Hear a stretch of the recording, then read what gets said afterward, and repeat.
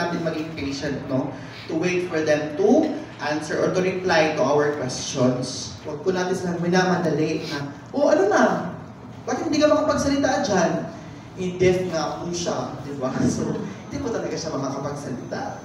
Sample lang po. If you don't understand something someone says, mga ngungo, no? For example, because they're speaking too loud, too slowly, too quickly, without clarity, no? Don't be afraid to ask questions. If you say, hindi mo naintindihan, can you repeat what you said? No? Hindi ko kasi medyo narinig or hindi klaro po. So as to be respectful for the person with disabilities, especially for those with speech impairments, no? Ilang beses po ako yan sa yung office ko talaga is PDAW, di ba? So halos everyday meron po tayong mga ganung mga clients po na medyo talaga kailangan habaan mo yung patience mo. Yung worry ko lang kasi wala pa kaming interpreter. So, yung iba naman po na nakapag-aral, so sabi ni Sir, pwede naman pong through i-write po. Yung iba po, cellphone, or i-write ko talaga, meron akong pen papers doon.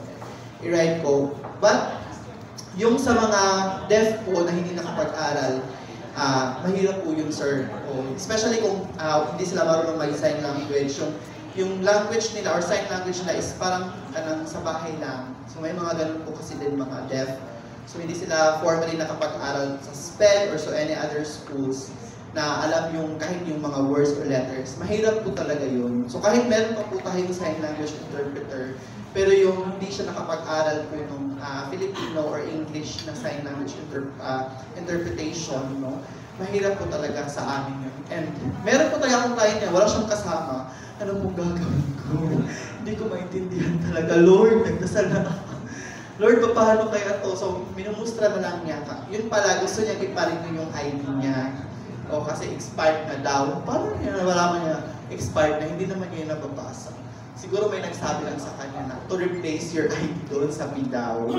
So, ganun lang. So, narinig naman ako ni Lord. So, yun. O na okay naman siya. Okay, don't be afraid of asking about a person's disability, no?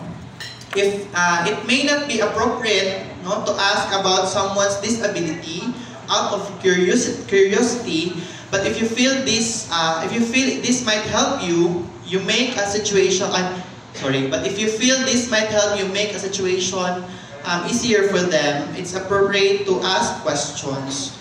So, for example, ako yung sumali ako sa contest na-offend ako doon sa Manila kasi tinignan ako talaga ng isa sa mga judges na ba't may kasamang hindi PWD? Sabi niya talaga sa akin, ba't may kasamang hindi PWD?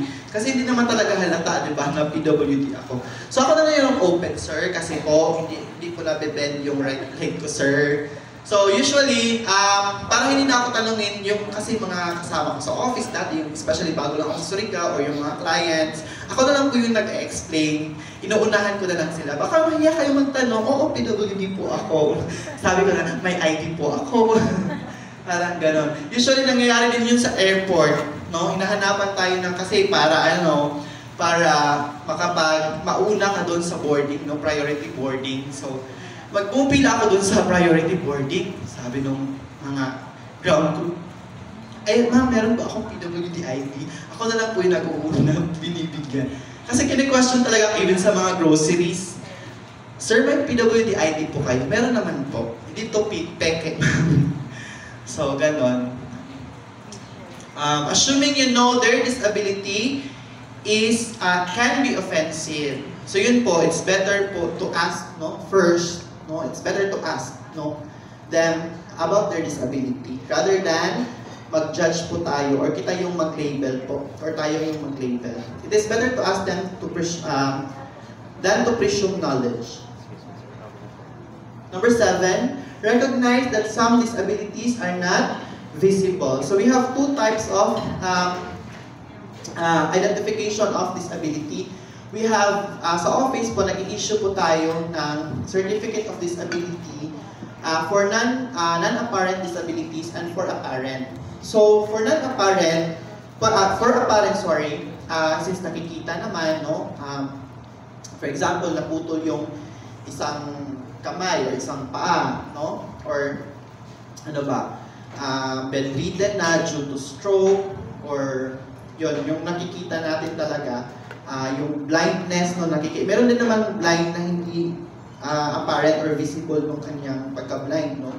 So, pag visible or pag apparent, si PDAW officer na lang po, or ako na lang po yung nagsicertify, hindi na po kailangan ng medical certificate from the doctor or specialist po. Pag klaro naman po na naputol yung isang paa due to accidents or na-amputate due to diabetes po, so complications po, pwede na po yun. But for non-apparent po, for example, yung cancer. So, yung cancer naman, for example, kung side effects po ng chemo is now laglagas or naubos na yung kanyang buho, pwede yon. Pero pag hindi pa, yung onset pa lang, bagong onset pa lang yung kanyang cancer, but kailangan pa natin ng medical certificate po for that. So yung mga speech, no, hindi naman natin